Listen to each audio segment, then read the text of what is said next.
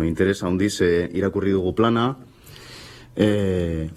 Zorionak ematea azkenean etorri zarelako plana hemen eztabaidatzera, ezta pizka gora beratsua izan zen planaren helaraztea legebiltzarrera, komentatu nizun aurrekontuen aurkezpenean. Eta, azkenean jaso dugu datozen 3 urtetarako etxebizitza gida plana. Datozen 3 urtetarako baino, hobeto esan da, datozen 2 urtetarako, ezta? Ze ari gara 2021ko abenduaren 15ean eztabaidatzen 2021ko etxebizitza politikak ere gidatu behar dituen plana, ez? Hori iruditzen zaigu, pizkat bitxia, eta, uste dugu da datozen gida planetan zuzendu beharreko gauza bat izan beharko litzatekela. Esatea baita ere agerraldi hau datorrela EH Bildutik eskatutako beste agerraldi baten ondoren erregistratutako plan baten ondorioz. Etxebizitza gida plana hau erregistratu zenuten azaroaren 17an, eta guk 2 egun lehenago sartu genuen beste eskaera bat, hain zuzen ere goi mailako interes publikoko proiektuen inguruan sailburuaren iritzia jakiteko, ezta? Zeren, zure sailburutzako lege garrantzitsuenetako bat aldatu zen, badakigu hemen mailak baduela segurazki eskubidea agerraldien ordena berak erabakitzeko, baina uste dugu hori ere salatzekoa zela, ze azkenean lortu dezue lege hori sartzea pasaden astean, aprobatzea pasaden astean, baina aprobetxatuko du ja atera dudala gaia galdetzeko etxebizitzaren alorrean, ze ostiralean ere ahozko galderatxo bat egingo dizute Arriola sailburua kontrol plenoan, ze orain arte ez duzu hitzik esan honi buruz, espero dezuen goi mailako interes publikoko proiekturen bat egotea etxebizitzaren alorrean, eta zuzenean galdetuko dizut, lehenengo proiektua non kokatuko den, ze eskonbrera aukeratuko den lehen golf urbanizazioa egiteko, Bastidan, Guardian edo Mungian izango den. Ze, karo, ematen du pizka broma txarra orain esaten ari naizena, baina ja Tapiak esan digu proiektu hauek printzipioz hobekuntza sozial eta medioambientala egiteko direla, bizkate inspiratu egin direla Nafarroako pesisetan, eta bertako aurrekariak zentzu horretan batzuk daude etxebizitzaren alorrean, eta beti ere golf urbanizazioekin lotuta, gutxienez Bianan, Arostegian eta abarren. Hori alde batera utzita, esatea plana egituratuta dagoela 4 ataletan, pizka bitxia iruditu zaite, zuk ez dezula hori aipatu, deslabazatu samarra iruditu zait, badago lehen atal bat diagnostiko bat egiten duena arauen eta programen inguruan, iruditu zaite nahiko interesgarria. Bigarren diagnostiko bat sozioekonomikoa eta merkatuaren egoeraren ingurukoa, hori ez zaite eskazagoa iruditu, baina bai aipatzen direla datu pilo bat, gero etxebizitza gida planarekin zerikusia handirik ez daukatenak, ezta? Badago zati luzeena, 3. atala, partaidetza memoriaren ingurukoa, oso interesgarria, baina uste dugu benetan laburtu zitekela, ezta? Eta azkenik plana bera, azken 4. atalean dago, ekintza planean, eta oso kondensatuta agertzen da, zati hori, inkluso taula garrantzitsuenak ikusteko lupa atera behar da, alde horretatik pizkate forma, uste dute pizkate hobegarria zela, eta hau esaten dut, eta baita ere aipatu behar da, azaletan, 4 azaletatik 3 aipatzen dela itun soziala, itun soziala 2021-2026, eta gero egia esan, edukira zoaz, eta han ez dago itun soziala oraindik eginda, okeres banago hori egiteko dago. Beraz, pizka formaldetik iruditzen zaite, bai, Jauregi sailburuak egiten du baietze buruarekin, beraz egiteko dagoela konfirmatzen dit. Orduan ez dakiz zertara datorren hori azaletan agertzea. Bueno, esan nahi nuena zen, gure ustez, akaso etzala lan hau zu kontratatu behar, ezta? Zuk ondo esan bezala, zuen filosofiak, zuen programa, zuen etxebizitza ideologiak eta politikak bertan jasotzen dira, eta uste dugu, bueno, sailak berak izan beharko lituzkela, eta uste dugu badituela baliabideak plan estrategiko hau, etxebizitza gida plan hau, idazteko. Azken atala, hiru ardatz nahiko argitan banatuta dago, batetik alokairu eskuragarriarekin lotutako gaiak, bigarrena eraberritzearekin lotutako gaiak, eta hirugarrena gobernantza, koordinazioarekin lotutakoak, iruditzen zaigu nahiko banaketa argia, eta uste dugu beste hiru atalak ere, hiru atal hoietan, hiru ardatz hoietan banatuta egon izan balira, askoz ere batuagoa izango litzatekela plan osoa, ezta? Diagnostikoa iruditu zaigu zenbait kasutan zuritzaile samarra, ez? Pixkat azaltzen dituela politiketako arrakastak, hori normala iruditzen zaigu, eta arrakastak ere aipatu behar dira noski, baina diagnostiko bat, inpartzial samarra izan beharko litzateke, ezta? Eta batzuetan, uste dugu, alde horretatik eskasa dela, adibidez, aipatzen dira EAeko etxebizitza politikaren puntu nagusiak zeintzuk diren, eta bakarrik aipatzen dira, indarguneak, ezta? Eskubide subjektiboa, etxe babestuen kalifikazio iraunkorra, aipatzen da beste puntu nagusi indargune bat bezala, eta alokairu programak, ezta?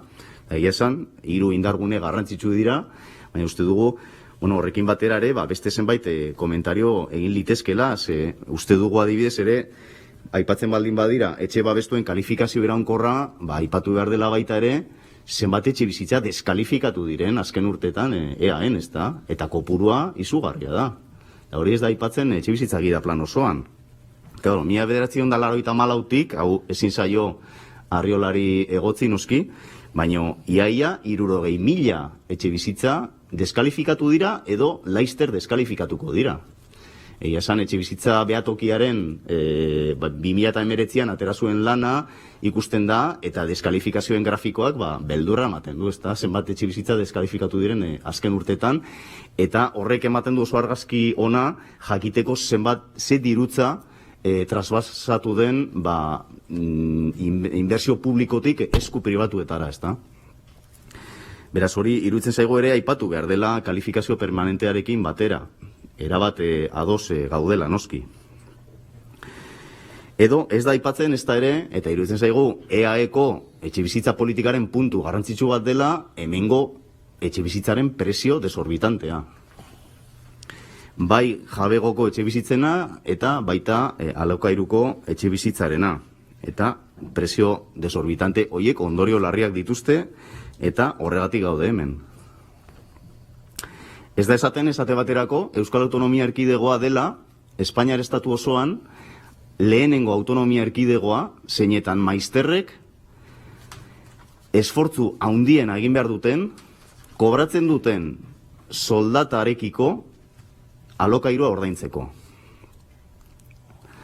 Normalean beti jartzen da muga bat hor 130ean, ez dala komeni soldataren 130 baino gehiago dedikatzea alokairua ordaintzera, horretan potentzia bat ere bagara, eta uste dugu, hori ere seinalatu beharko litzatekeela diagnostiko inpartzial samar batean, ezta? Zeren arazo handi bilakatu da Euskal Autonomia Erkidegoko alokairuaren prezio handia. Eta kontuan izan behar da, handia dela eta handitu dela, izugarri azken urtetan. Zuen datuak erabilita, ofin egiezinen eskaintzaren inkestaren datuak erabilita, 2013tik alokairuen prezioak EAen igo dira 127. 127, azkar esaten da. Alokairu babestua oraintxe bertan dago 375 eurotan, batez beste, eta alokairu librea hilean 1050 eurotan. Eta zentzu horretan normala da partaidetza memorian gehien aipatzen den gaia dala alokairuen prezioak mugatzeko beharra. Aipatzen da behar hori 16, 21, 40, 52, 53, 64 eta 80 orrialdeetan gutxienez, partaidetza memorian. Zer erantzuten zaie eskaera biei? Ezin dela. Gaur bertan, Arriolak berak esan du berriz ere. Eta, pizkate, zaila iruditzen zaigu hori sinistea, ze hori egia baldin bada, Jaurlaritza esaten ari da, Kataluniako alokairuak mugatzeko legea, konstituzioaren kontrakoa dela, ezta? Ez dakit hori horrela esaten ari diren, baina zeharka hori esaten ari zarete. Eta egia da, konstituzionalera, Espainiako gobernuak eraman dituela lege horretako artikulu batzuk, baina aipatu behar da baitare negoziatu zutela. Negoziatzen saiatu zirela komisio bilateralean, ezta? Zuei ere gertatu zaizue merkataritza handiko legearekin, komisio bilateralera joan, eta han negoziatu lege horren konstituzionalidadea, ezta? Eta, de hecho, oraindik garatu behar dezue lege hori, edo atera behar dezue dekretu berri bat, edo orden berri bat, hori magikoki konstituzionala bihurtzeko, ezta? Uste dugu, Kataluniako alokairuak mugatzeko, alokairuen prezioak mugatzeko legearekin, antzeko soluzio bat ere egon zitekela, eta beraz ez ginateke hemen egongo esaten ezin direla alokairuen prezioak mugatu. EH Bildutik alokairuen prezioak mugatzearen aldekoak gara, eta hemen bertan egitearen aldekoak gara. Eta horregatik defendatu genuen pasaden otsailean lege proposamen bat, eskatzen zuena erreferentzia indize batzuk erabiltzea tensio handiko zonetan, bertan alokairuen prezioak mugatzeko. Ez genuen lortu EAJ eta PSeren babesa, eta proposamena bertan bera geratu zen. Horregatik, hilabete honetan, pragmatismo ariketa bat egin dugu aurrekontuen negoziazioan, eta lortu dugu, edo adostu dugu Jaurlaritzarekin batera, konpromiso bat, Madrilgo etxebizitza legea onetsi bezain laster, hemen aplikatua izan dadin, hemengo berezitasunak kontuan izan da. Eta uste dute pizkat azpimarragarria dela azken esaldi hori, ezta? Hemengo berezitasunak kontuan izan da. Zergatik azpimarratzen dut, Madriletik datozen, aipatu du Arriolak legearen zirriborro hori edo horre proiektu hori, uste dugu han mugatu egin nahi dela 10 etxebizitza baino gehiago, 10 alokairuko etxebizitza baino gehiago dituzten enpresak, bereziki, eta uste dugu hemengo egoera oso ezberdina dela Madrilgoa edo Bartzelonakoarekin konparatuta, ezta?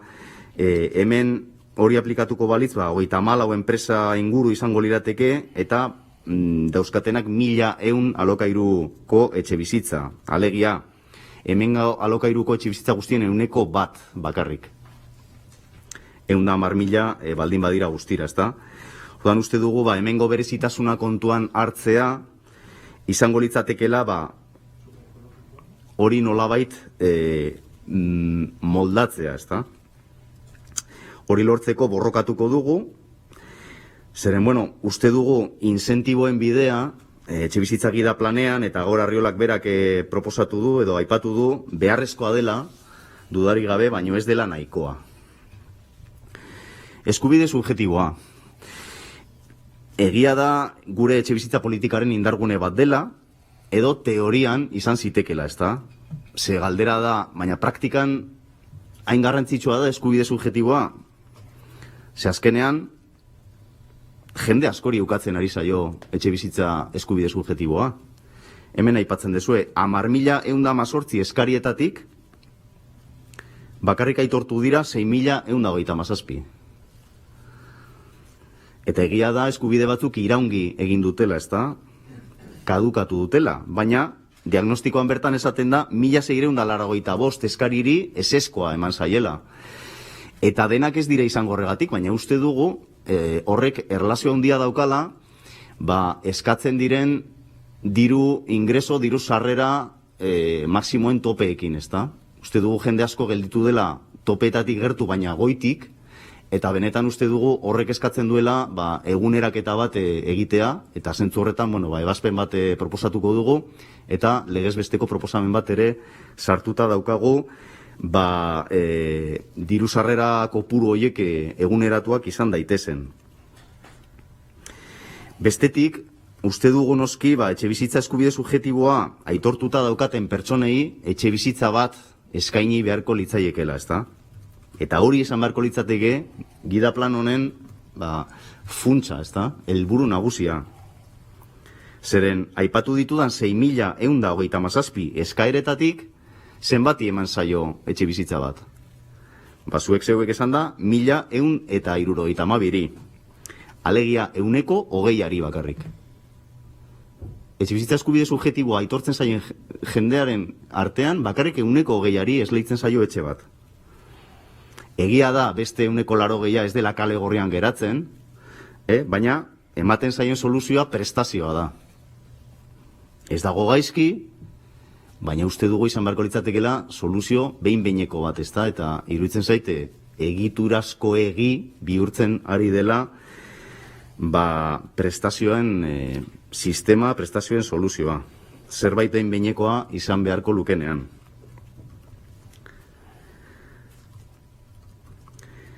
Lehentasunez eskuratzeko legea, aipatzen da, gida planean, zenbait milioi bideratuko direla, horretara, nahazten da, horrekontuetan bezala, lehentasunez erosteko eskubidea, edo lehentasunez eskuratzeko eskubidearen bidez lortuko diren etxebizitzak eta zoruak, besterik gabe erosketaren bidez lortuko direnekin, ezta? Eta azkenean inoiz ez dakigu zenbat bideratuko den batera eta bestera, ezta?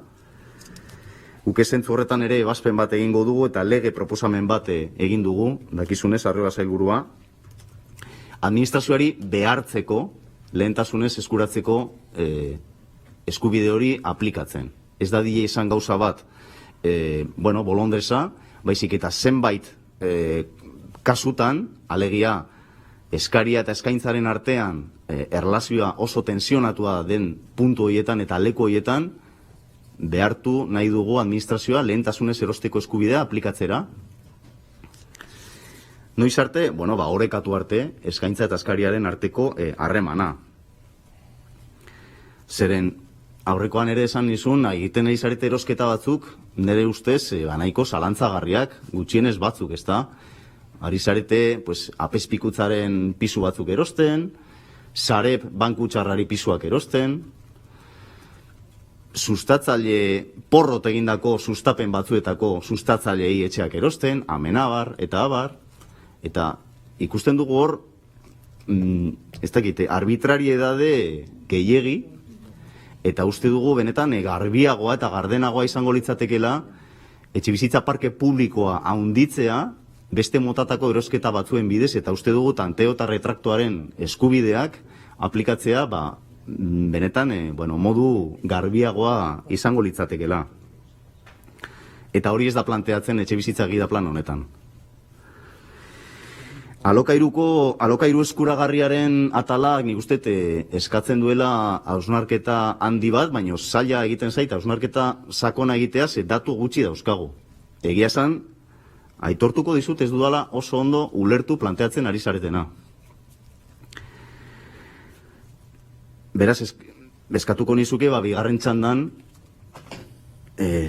hori hobeto azalduko bazenu, do pizka bat gehiago, datu pizka bat gehiago emango bazenitu. Ze, ulertzen ari naizena da alde batetik, bizigune bat planteatuko dezuela, 21.000 eta 39.000 diru sarrerak dauzkaten entzat, halako zerbait berezia, ezta? Ze gaur egun esan zenuen, etxebideen apuntatuta daudenen artean, orgoian daudenek, ez direla llegatzen, orgoian daudenak, etxebizitza bat eskuratzera, eta beraz, hoietarako zerbait berezia egin nahi dezuela, eta bestetik, alokairu programa hau dago, ezta? Ulertzen dudala, dala bizigune bat, baina funtsentzat, bankuentzat, eta bestelako etxebizitza jabe handientzat, ezta? Nik ulertzen dut bizigune dala programa bat zeinetan, etxebizitza bat utxik daukan personak pasatzen dio administrazioari edo administrazioarekin batera alokairuan jartzen du, alokairu sozial batean, eta ezberdintasuna ordaintzen dugu guztion artean, ezta? Bueno, arazo puntuala konpontzen du, eta ez dago gaizki, ezta? Bai dala, hor bai dagoela trasbasio bat ere bai kapital publikotik esku pribatuetara, baino esan dezagun eskala txiki batean egiten dela. Hemen planteatzen dena, alokairu programa honekin zer da, hori egitea baino eskala handiago batean, eraikin osoekin. Bueno, egiten diazu buruarekin ezetz, beraz, imaginatzen dut ez dudala ondo ulertu eta zentzu horretan eskertuko nuke horren inguruko azalpen gehiago, zeren uste dugu eta aipatu diren gauzen artean ez zaizkigu gustatu bi, batetik titularidadea pribatua izango dela, susmagarria iruditzen zaigu, denborarekin titularidadea pribatua denean ez dakigu zer gertatuko den, aldatu daitezke baldintzak eta abar, eta bestetik irakurri dugu sustatzaile pribatuek beraiek aukeratuko dutela etxebideko zerrendatik nori ematen zaion etxe bizitza. Hori ulertu dugu, hori jartzen dugu.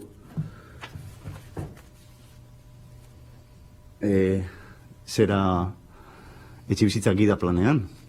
Bizkate arraroa iruditu zaigu datu hori, ea argitzen diguzun mesedez. Etxe hutsen tratamenduak ere kezkatzen gaitu. Datuak ez dira justifikatzen gure ustez. Eta ez da kasualidadea, partaidetza memorian persona batek ez dakigun hori izan den, baina baita ere zalantzan jartzea etxe hutsen inguruan ematen dituzuen datuak. Ze 2017tik 2019 bitartean sinistu behar dugu 125 jetxi zirela etxe bizitza hutsak. 2 urtetan. Ze azalpen ematen diozue horri? Nahiko arraroa da, ez dakit egia izango da, baino arraro samarra ere bada. Badirudi hor kontaketan, zenbaketan, kontzepturen bat aldatu dela, eta beraz bapatean etxe hutsatzat jotzen duzuena beste zerbait dela, eta kezkatzen gaitu horrek, eta baita ere kezkatzen gaitu leku aldatze fortzosoengatik ia 8.000 etxe huts egotea, ezta? Oso kopuru handia iruditzen zaigu, eta uste dute ez duzuela azaldu ez egida planean, eta ez da etxe bizitza behatokiaren txostenetan ere. Oker ez banago.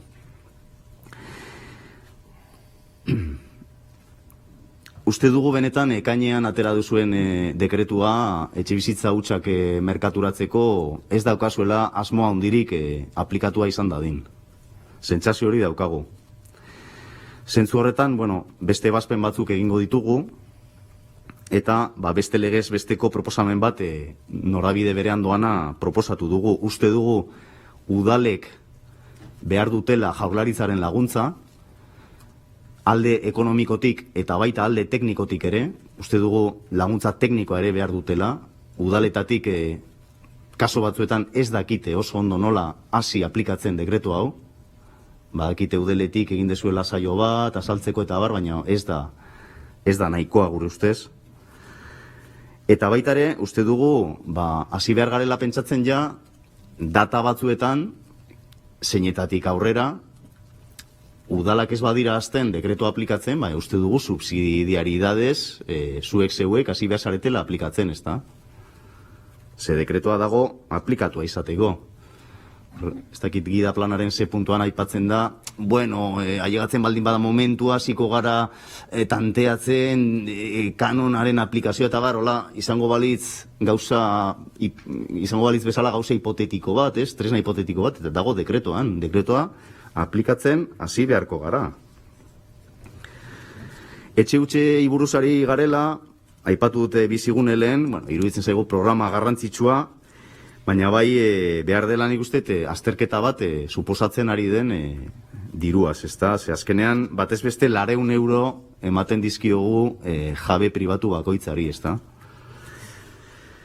Eta esan bezala aurrekontu publikoetatik zuzenean esku pribatura doaz, eta gutxienez bizigune ondo samar doa.